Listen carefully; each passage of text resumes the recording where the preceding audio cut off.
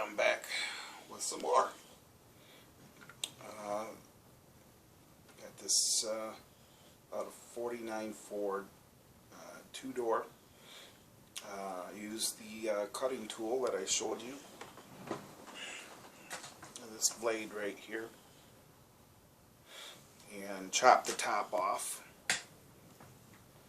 And then I went ahead and glued it back on using the JB weld, and then took the round file that I showed you earlier, this one right here, and smoothed it out. Get a nice smooth curve to it. You see how nice that file works. You can look at it and shine the light across it. Makes it nice and smooth. Of course, you can see little cracks there in the windshield and whatnot. The old windshield didn't fit. That's what happens. And I used plastic to make new windshields and blackened it out. Still new at it, but it's my first custom windshields and side glass and everything. So it's not perfect, but hey, you know, when you're dealing with works of art, you're going to have a learning curve. You know, do 3 or 4 of these bad boys, and then before you know it, you're going to be making windshields like nothing. Add that little hood ornament there on the top. You can see it right there. That much contrast. There we go. See it right there? And give it a little hood ornament. Back in the day, these cars used to be big on hood ornaments. I mean, they had some crazy hood ornaments. Detailed out the front. Handle on the side there, and through some pipes on the back. From this angle, this far away, pipe looks hollow, doesn't it? But when you get up close, you can see that it's not hollow. It's just the black paint, and that's the look you're looking for. You know, taillights are on there. I think I've shown that one before. It's one of the ones I'm proud of. You know how that goes. I think I showed this school bus here, surfing school bus.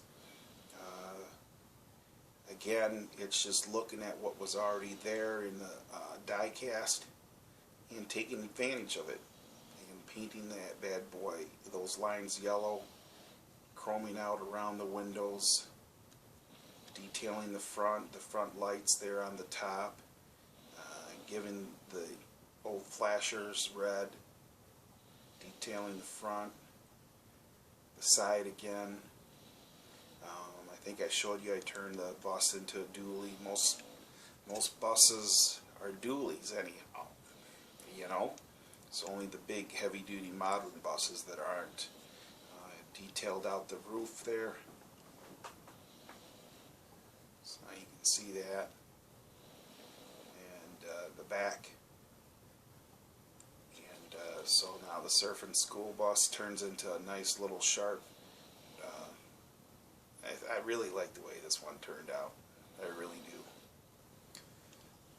do. It makes it look really sharp.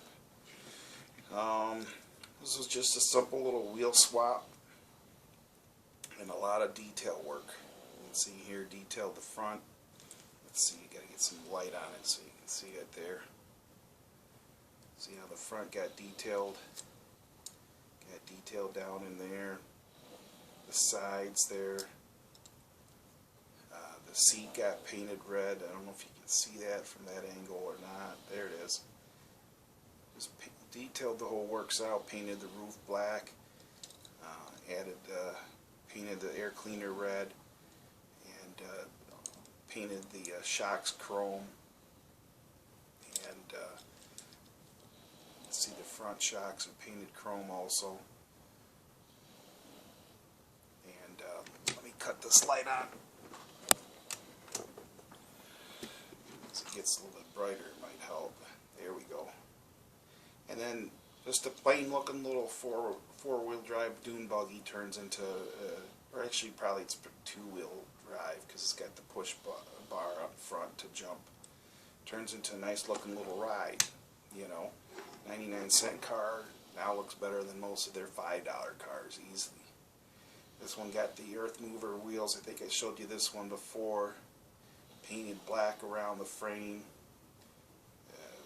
Painted the pipes there black on the end to give it an opening look. Got the earth mover wheels on there. You can see they're a lot bigger. The seats in there are actually two colors, black trim with red, you know, and then suddenly, instead of looking like just a chintzy little four-wheel drive race buggy, now it's a monster race buggy. You know, I mean, that bad boy makes you wish you had it for real. When you look at your cars and you wish you had it for real, that's when you're doing something with your cars. Remember the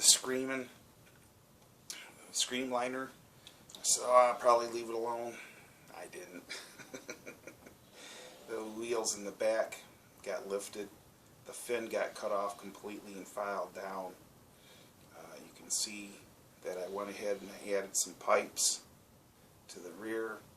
And for the fun of it, I went ahead and took some copper wiring and glued it into the pipes, and I've painted them orange there, you can see.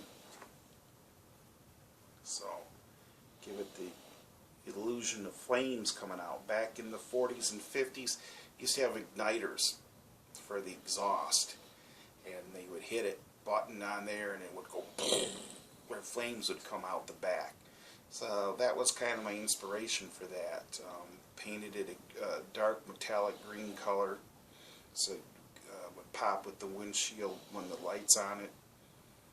It's kind of hard to see the dark metallic green on in this lighting here, but in sunlight it shows up really nice. Then remember, this one was an orange ball of hot rod. One of the things I didn't like on it, so I did a rear end lift on it because it was so low slung that if you try to pull a wheelie, it would only go about that far because of the wheelie bar in the back. But now when you pull a wheelie, you can see it gets some lift. And usually funny cars have a lot of lift when they take off. You know, it's got the funny car shaker hood on there. And I got inspired, did some taping, you can see there, on the body, so that it's got that nice looking two-tone paint job to it. It's got metallic silver on the side, metallic red in the middle, purple windshield, and it all came together, I think, rather nicely, you know. And wow, there it is, pulling a wheelie for us. That is another tool I kind of forgot. So you want to use the blue masking tape. I tried the other masking tape, the regular one. It doesn't work. It's got too much stickiness to it, and it'll pull your paint right off. And that's no fun, because then you got to go back to the stripper and you got to start the whole thing all over again. So I've been there, done that. Give you another example of the hot rod idea. Is you can see the advertisement by Factory 5 Racing. I seen that and I said, man, that's a sharp looking bucket T. I think I can make something like that. And remember the bucket T I bought and showed you? Well, there it is now. Like that. Look at that bad boy. Extended the front end out.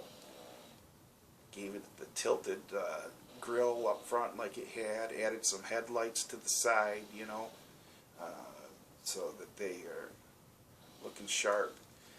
What I did for that is just cut it, and once I got the cut, I used another body piece I had to fill in between, and then so the motor would set flat, used a piece of the popsicle stick that I showed you, added a radiator there, you can see it. I'm probably going to try to add some radiator hoses, try to take up that empty space in there a little bit more. But that's an example of inspiration from a magazine. So those are the things that you want to use. Magazines, and be patient. Look at a car, study it out. Sometimes the ideas will just pop to you. Some of these cars I let them sit around for a day or two on my desk, and I just look at it while I'm working on other projects, and I think, should I? I don't know. Maybe, like with the Screamliner, you know, before I cut the fin off from the back there, because it was just a single fin in the middle, you know, sat my finger there and kind of looked at the body line, what it would be like without it, thought about it, because, you know, once you cut it off, that's it, it's gone. So I said, and I thought about it, and after a day of thinking about it, busted out the cutter. That bad boy was gone. Smoothed it out, and now it just looks sharp. I mean, it looks sharp in my opinion. You know, something I'm proud of. And maybe these don't look, the flames aren't the best of ideas, but, you know, models should speak to us. Speak about our history, you know, not just look good or look sharp or look the best. Maybe the flames aren't the best idea, but it speaks history.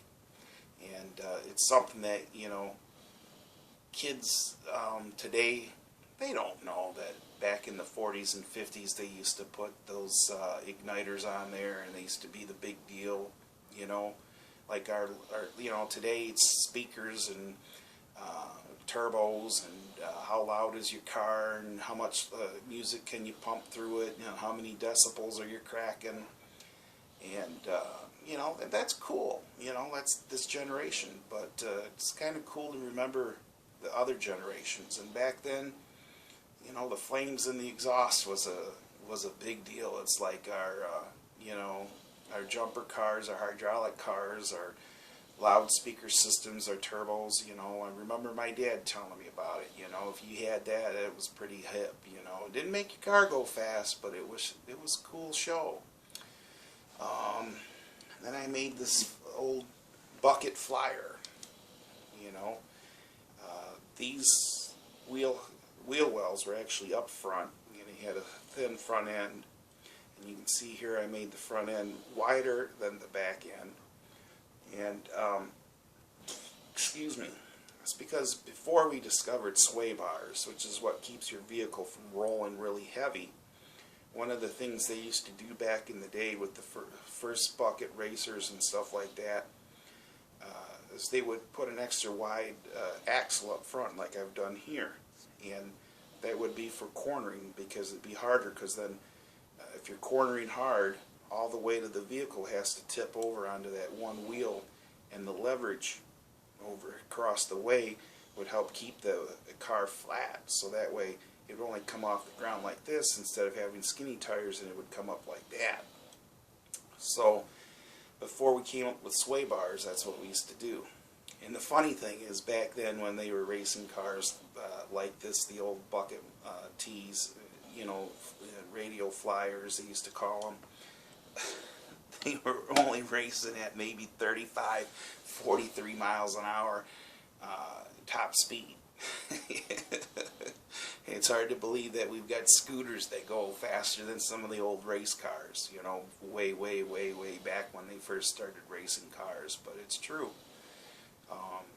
So, you know, that's kind of a history lesson. I know that you might not be looking for it, but hopefully you find that interesting, because part of the cars isn't just about making models, it's about making models that represent history and represent real life, you know, accurately, you know. So, anyhow, this is another edition of Frosty Boys Cars, and what I'm hoping to do here is take you through a complete car, you know, from concept to you know, the actual physical work that needs to be done.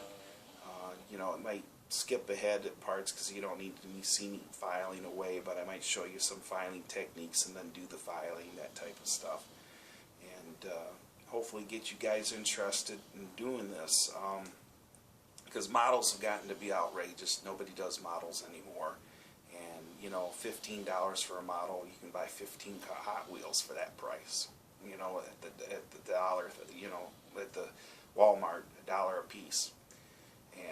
most of those cars don't even have engines. For 15 bucks. Usually to get a model where you want to detail the engine out, you're spending $25, $35. And that's a lot of Hot Wheels, a lot of fun, a lot of wheel swaps, painting, cutting, trimming. Try to come up with inspiration, try to come up with things that make the body pop, you know, and pull out on the die cast. And so hopefully I'll get some of you guys interested and give you some ideas, and we'll see some of your work too, and we'll go see what happens. Hopefully I'm a help. Just want to share my hobby. Alright, talk to you later.